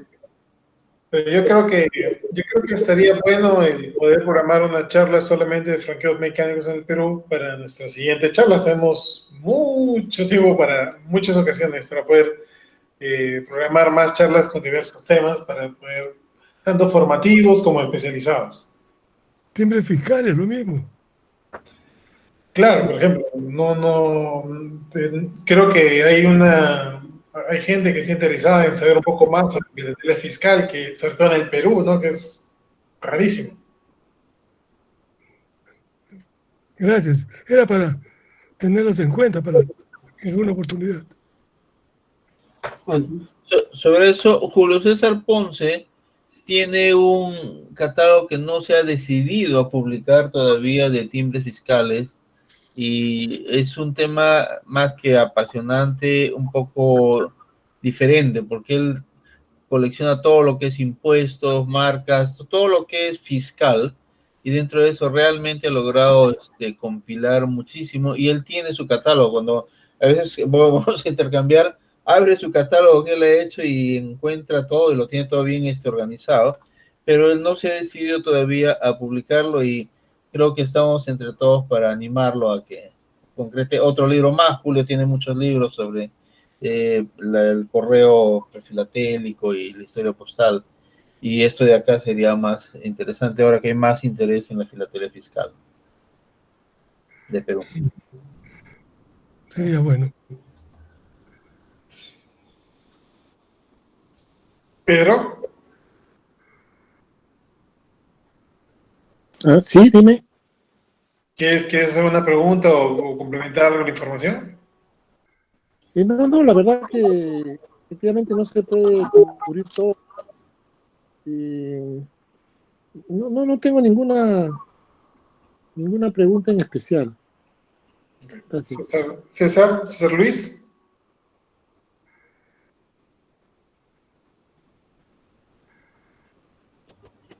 Yo quiero agregar algo.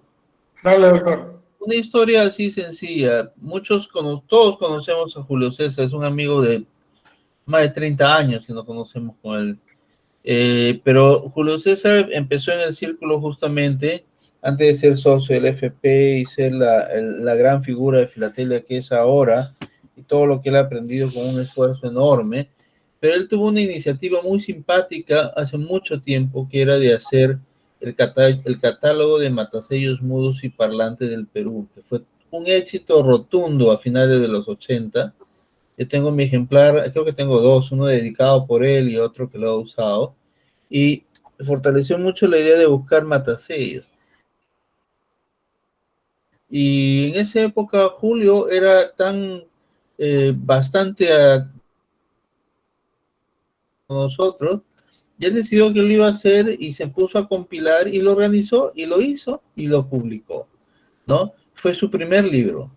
El libro que él mismo dice ya está superado porque ha hecho una segunda parte, pero esa es una situación interesante porque había un vacío sobre ese tema, y en este momento la otra forma de poder estimular a que cualquiera persona, no importa que sea avanzado o esté intermedio o quiera tener una iniciativa o colaborativa, hay un montón de vacíos en listados de material filatélico de Perú. Por ejemplo, no hay un listado de matasellos modernos siglo XX completo.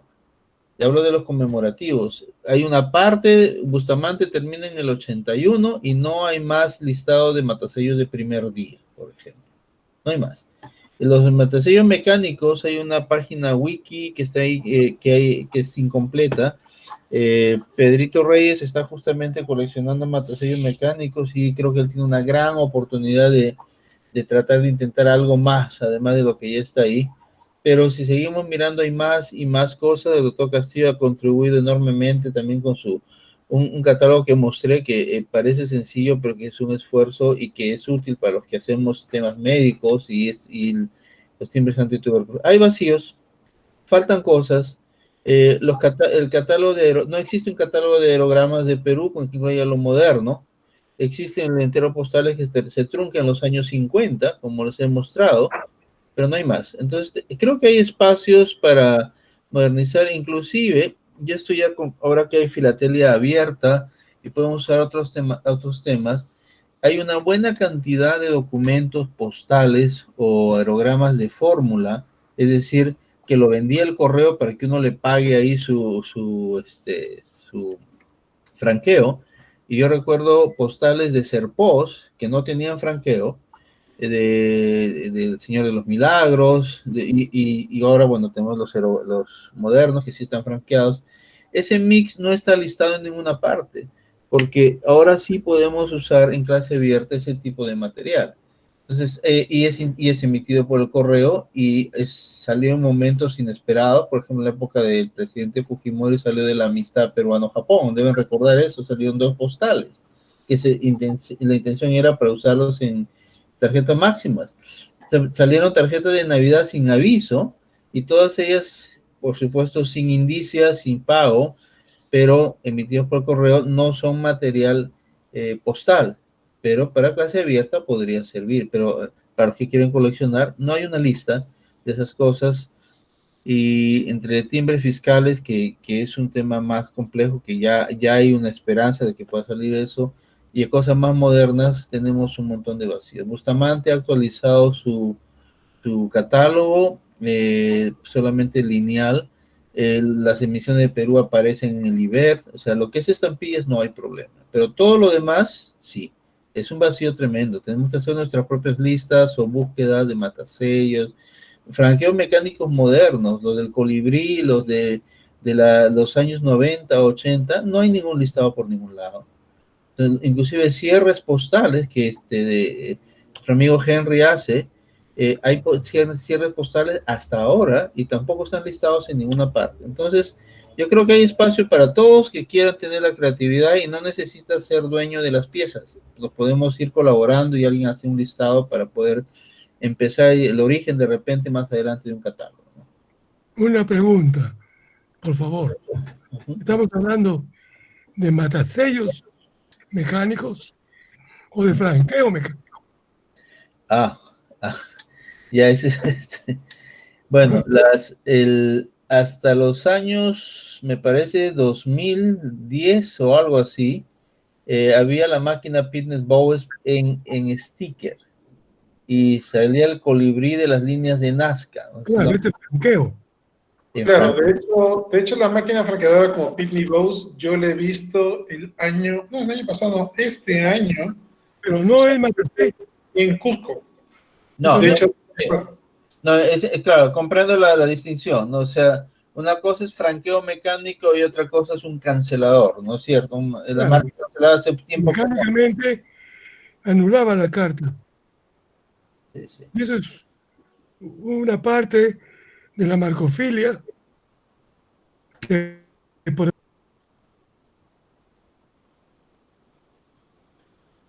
algunos de ustedes tienen. Sí, sí. Sería interesante que publicarlos.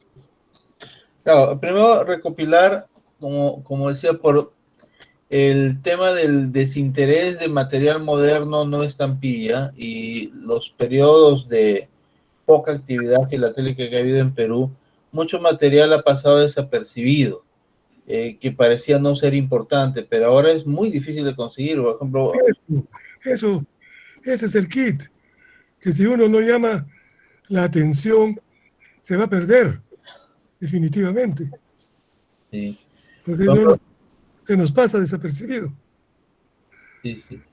Hubo matasellos parlantes para la campaña de Machu Picchu, que tiene Omar en su colección. Hubo matasellos parlantes para la campaña del Pisco, y eso fue por correo, eran canceladores. Y bueno, y no hay ni siquiera un artículo bien decente que nos diga la ley, el periodo de uso de eso, porque es tan reciente, pero fue atípico, porque el correo, el Serpos no estaba haciendo nada de eso, ¿no? Y lo hizo porque era una orden. El problema de que actualmente muchas cosas se hacen, pero no se documentan.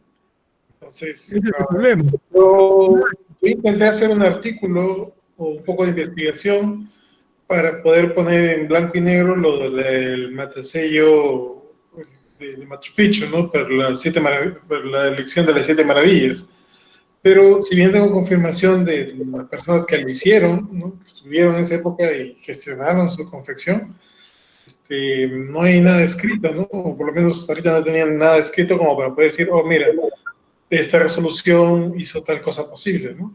Probablemente todo es un arreglo interno para poder promocionar la filatelia, pero no hay ningún decreto o documento legal que lo apoye, ¿no? Más allá de la marca como tal en Sí, pues. correspondencia circulada. Así es.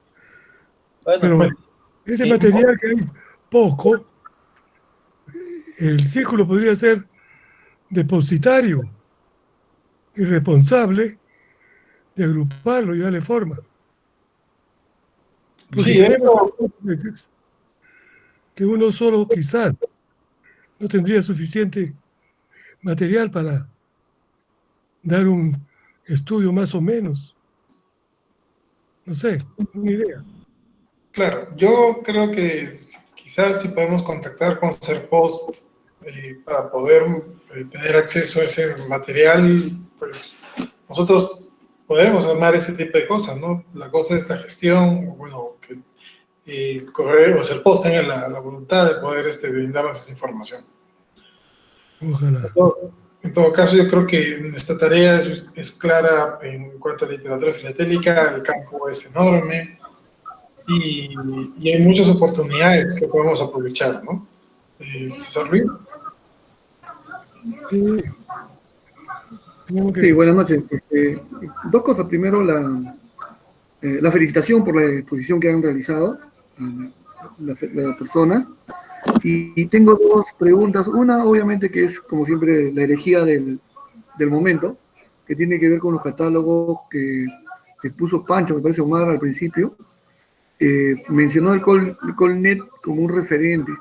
Quería saber, y ahí va la herejía, hasta qué punto puede ser tomado o considerado como un referente el Stamford, ¿no? Como catálogo, ¿no? Y el otro punto tiene que ver un poco con el tema relacionado a lo que está mencionando ahora último, hacer una segunda parte referido a lo que es lo más actual, ¿no? O sea, hemos visto bastante la época clásica, pero de los 50, 60 en adelante, más allá siguiendo, continuando lo del catálogo Bustamante, ¿qué tenemos, ¿no? ¿Qué información tenemos o qué fuente contamos?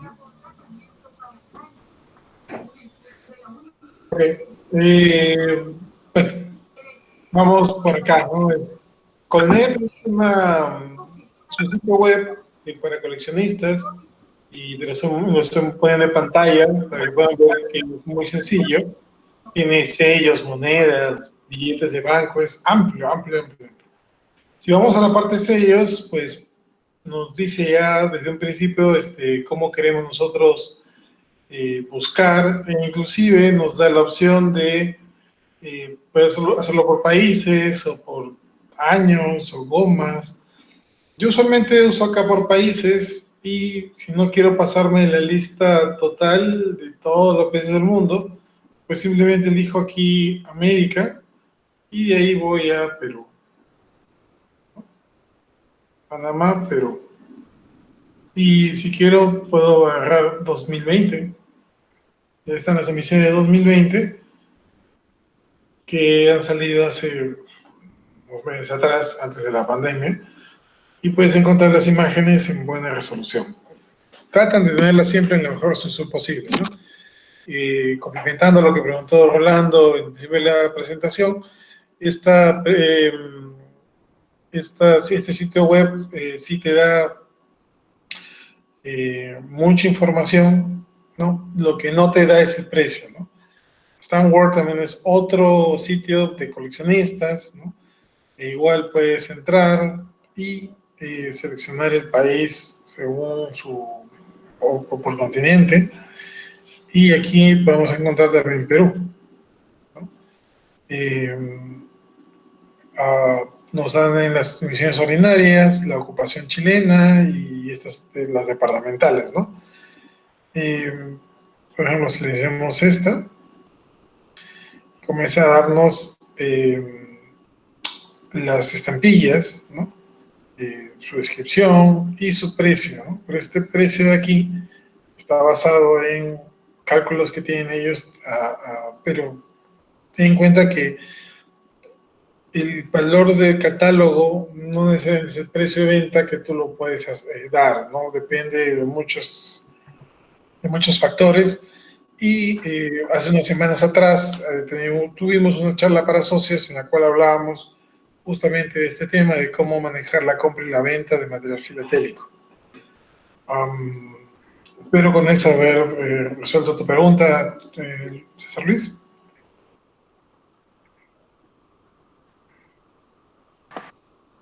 Sí, Omar, muchas gracias. ¿Cuál era la otra pregunta que tenías? Continuar esta exposición de fuentes, pero referida ya a lo más reciente, ¿no? Lo último que ha salido, ¿no? De los 60, 70, 80, después de Bustamante. Ok, eso es algo que, en mi opinión, no es una tarea que nosotros tenemos pendiente. Hay muy poco material como literatura filatélica sobre lo que ha pasado los últimos 50 años, o bueno, 40 años, pero nos da a nosotros un rango muy amplio de oportunidades que podemos explotar para poder hacer investigación y literatura filatélica. ¿Abraham? Yo sí quisiera anotar algo sobre los catálogos virtuales, como están Word.net. Bacán, o sea, lo interesante de ellos es que están abiertos de forma gratuita a todo el mundo, pero seamos también sinceros, esa es una ventaja, pero no están completos. O sea, para hacer una bancolista, para hacer comentarios entre, digamos, ¿cómo decirlo? No es serio, serio no es la palabra, ¿no? Sino yo diría Más completos. más formales, tenemos que usar los catálogos que están mucho más completos, el Scott, el Iber. Yo tengo todos los Mitchell, pero tengo mis diferencias con el Mitchell, por lo que a veces o muchas veces tienen emisiones que creo que varios consideramos no son válidas, pero ventajas y desventajas de todo, ¿no? Scott, Mitchell, Stanley Gibbon, bla, bla. Desventaja, el costo. No es fácil comprarse los 6 tomos del Scott. No es fácil comprarse los, ya creo que van 17, aunque no son año a año, los 17, 15 tomos de Libert. Bacán con Coldnet y todo eso, pero primero que no están completos, no tienen todas las emisiones, y segundo, su codificación es muy variante, y tercero, digo yo, la permanencia en el espacio-tiempo, ¿no? ¿Qué pasa si los dueños de Coldnet dejan de pagar el hosting? ¿Desaparece su página? No, o sea, hay que tomar todas esas cosas en cuenta. Pedro No sé si quiere hablar. Pedrito, adelante. Pedrito. Sí, quería comentar con respecto, que no me he visto, creo, no ingresé al comienzo, pero me he visto, por ejemplo, la última emisión de Bustamante de Matasellos. Sacó, creo que en 4 o 5 tomos. Sí, Creo que vale la pena mencionar, porque es un estudio, una recopilación que agrega bastante a los estudios antiguos de Lamy y todo eso que hemos mencionado sobre Matasellos, sobre las estampillas clásicas y algunas postclásicas. Con respecto también, quería hacer un comentario también con respecto a Connet y estas páginas virtuales. Estas páginas son colaborativas, o sea, el hecho de que no aparezca mayor información o por información de Perú es porque no estamos colaborando.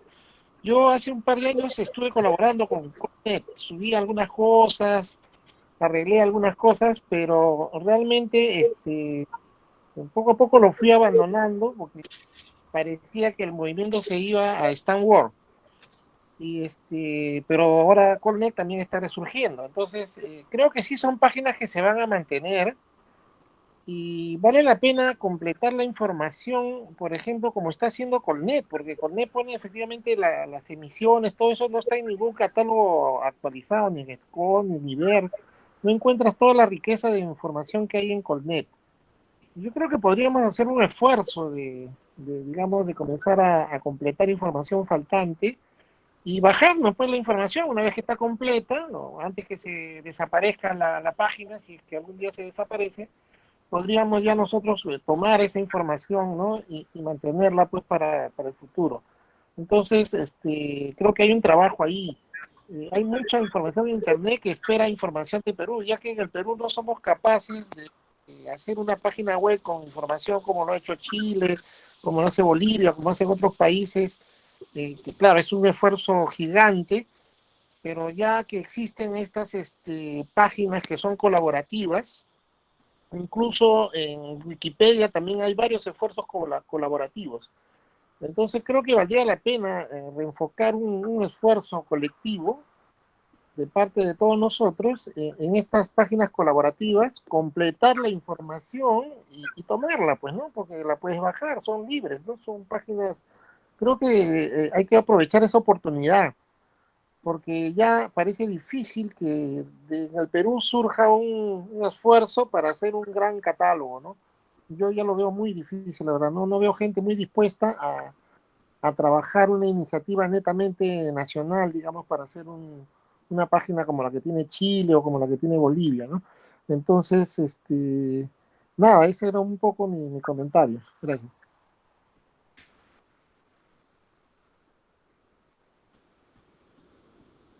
Señores, ¿podría hacer un comentario? Dale. Dale, Jorge. Sí, bueno, yo también quería comentar de que, aunque nos parezca extraño, hay también mucha publicación de Perú en el extranjero, ¿no? Principalmente en Estados Unidos. He tenido la oportunidad de ver artículos extensos sobre literatura del periodo clásico, por ejemplo, que no están, digamos, reportados en los libros nacionales, ¿no? Eso sería importante, ver la manera de hacer un esfuerzo para recopilarlo y traerlo hacia las bibliotecas de los, digamos, que tenemos acá, ¿no? Algo de ello está en el Círculo de Estudios Filatélicos Peruanos, pero no todo, ¿no? No me dejaba mentir, por ejemplo, Sergio, de que trajo un libro, creo que fue editado por Chuck Buster, creo, ¿no? Sí. ¿No? Y donde hay material riquísimo, ¿no? Y de repente nos puedes comentar algo más de ello, Sergio, creo que tú has visto algo de ello también por allá. El libro efectivamente era las memorias de un congreso filatélico que tuvieron en Estados Unidos, donde contribuyeron los expositores, y el artículo de Chuck Buster sobre las llamitas de Perú es realmente impactante, ¿no? Tiene todo, pruebas, explica, es un ejemplo de la mucha literatura sobre Perú clásico que está en inglés. Ya mencionamos a Moll. Moll era miembro de la Asociación Filatélica de Estados Unidos y también de la Asociación de Correo Aéreo de Estados Unidos, y sus publicaciones de correo aéreo no ocurrieron acá, fueron allá. El libro que mostré justamente es publicado por la Sociedad de Correo Aéreo de Estados Unidos. Y como miembro de ahí, ellos lo vendieron, yo lo compré en la exposición de Nueva York, en el puesto de la Asociación Sociedad Filatélica de Estados Unidos, la American Philatelic Society. Mucha literatura está en inglés por varias razones, ¿no? Porque los estudiosos de la filatelia clásica, pues, no todos son peruanos, porque cuando uno quiere hacer un libro, apela a la audiencia internacional y tiene que estar en inglés. Y el mercado acá siempre ha sido bastante reducido, ¿no? No es un mercado muy amplio, pero estoy de acuerdo, ponerlo a disposición es una tarea, y justo con Abraham ya hace un buen rato y con Pancho es ponernos a la pesca de todos los libros, documentos que podamos, ¿no? Sobre todo los periodos estos que son tan populares de la Guerra del Pacífico, y pues algunas cosas son imposibles de obtener, como decía, el catálogo de Moll de Perú, que lo conseguí en eBay, fue así una oportunidad que apareció y lo compré inmediatamente sin pensarlo, y no fue barato, pero es un catálogo muy bonito, con muchísima información en el interior, un poquito más abundante en algunos temas que en lo que está en Bustamante, pero es difícil de conseguir porque la edición es limitada, no se ha reimpreso, y la familia de MOL no ha autorizado que se vuelva a reimprimir o que se distribuya. Entonces, no es fácil, pero estamos en la tarea. El Club de Estudios Peruanos ha hecho muchísimo, pero también quería agregar esto, antes que me vaya a olvidar. Si bien hay catálogos, y ya dije, el catálogo sí nos sirve para ver qué hay, qué no hay, también hay libros compilatorios temáticos, y no mostré ahí, la Asociación Filatélica Temática de Estados Unidos tiene listas y mini catálogos por tema, ¿no? Tenía uno ahí de la Estatua de la Libertad, de farmacia, hay uno de insectos también, y he visto muy bonitos libros de Argentina en ese contexto. O sea, compré un catálogo de las estampillas de San Martín, y en la última exposición que estuve en Buenos Aires, donde está de todo lo que ha podido recopilar estampillas de San Martín, incluso de otros países. Hace un buen tiempo compré uno de Gardel. O sea, ese tipo de literatura concentrada en un tema apela un poco más a los que no están en la filatelia clásica, que no solo es muy bonita, pero muy difícil de avanzar, y sobre todo a las que hacemos temática y a las personas que están entrando, ¿no? Los atrae más. Entonces, esos libros yo también los compro, todo lo que encuentro lo traigo a mi biblioteca, y no lo he mostrado también un par de libros argentinos, no me equivoco, se llama Mariposa de Papel, donde cada emisión te cuentan la historia, no te da el precio, no te dice la rareza, no importa, pero es fascinante poder leer de esa estampilla donde no hay otro lugar donde puedas encontrar una historia, sobre todo estampillas del pasado o incluso las modernas, y te da un contexto que te ayuda a tu colección temática, y además me pareció muy astuto porque es un libro que también apela a las personas que no son coleccionistas, pero van leyendo la historia entretenida de esa estampilla, por qué salió esa estampilla. Y eso es lo que yo le mostraba a Valencia, ¿por qué en Perú no hacemos algo así? Y una de las tareas que estamos recopilando y que hemos encontrado en archivos son los recortes de periódico, lo de Guillermo Flores de Quito, que ya lo escaneé, acabo de encontrar los del Comercio, si no me equivoco, Víctor Rojas G. En un anticuario compré otros de Iván Barco, que también publicaba un tiempo en el Comercio, y la idea de poner todo eso compilado, porque hay pequeñas anécdotas que ya se perdieron en el tiempo, pero si alguien tiene la oportunidad de pasar a la cuarentena, mostrarles el libro y que tenga la idea, un libro así falta de las emisiones de Perú. Cada estampilla, por mucho que ahora se critica mucho que las estampillas modernas pues tienen el problema de que son medios especulativos, pero cada emisión tiene una historia, tiene un contexto y tiene un montón de información que si el extranjero no la va a conocer, los mismos peruanos no la van a entender. Por ejemplo, si hablamos de Inglaterra, ¿no? Vamos a internet y pero en un solo contexto decir que además de lo de Inglaterra, fue una emisión privilegiada, que además se vendió todo afuera, pero todo es de tradición oral, pues tenemos que ponerlo por escrito en algún lado, ¿no? Sean artículos o un libro. Ese libro de Argentina me pareció fantástico, fantástica idea para poder aterrizar un poco la lista de sellos más allá de solamente el precio, la variedad y el año que salió, que nos da el catálogo, hacerlo más ameno, ¿no?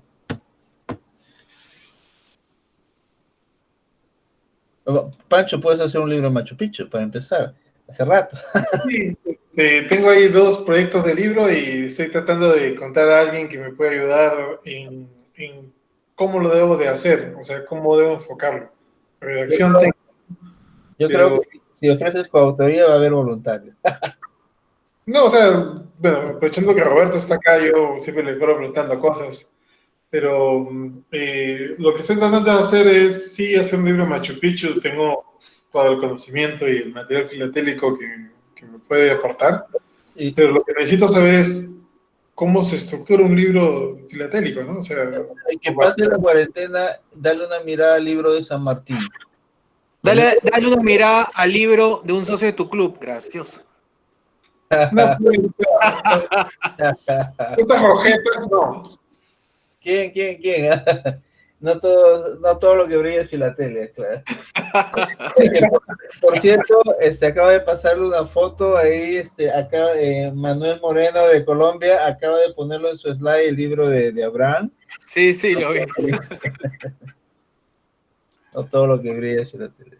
Bueno, pero sí, ¿no? Tengo este y otro proyecto que estábamos trabajando con Juan Pablo y lo he estado trabajando, bueno, me quedo durmiendo, ha sido lo de...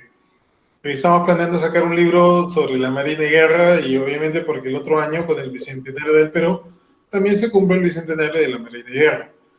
Yo he avanzado toda la parte inicial de la Marina y parte del virreinato.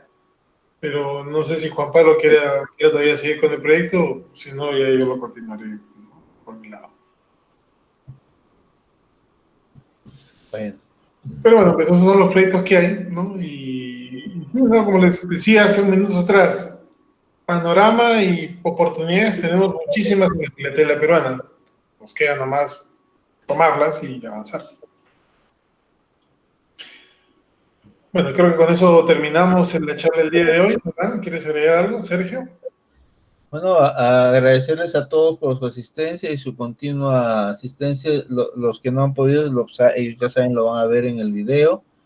La oferta de mejorar colaborativamente la disponibilidad de material de consulta, catálogos, libros, etcétera, está ahí, o sea, lo que tenemos y lo que podamos conseguir.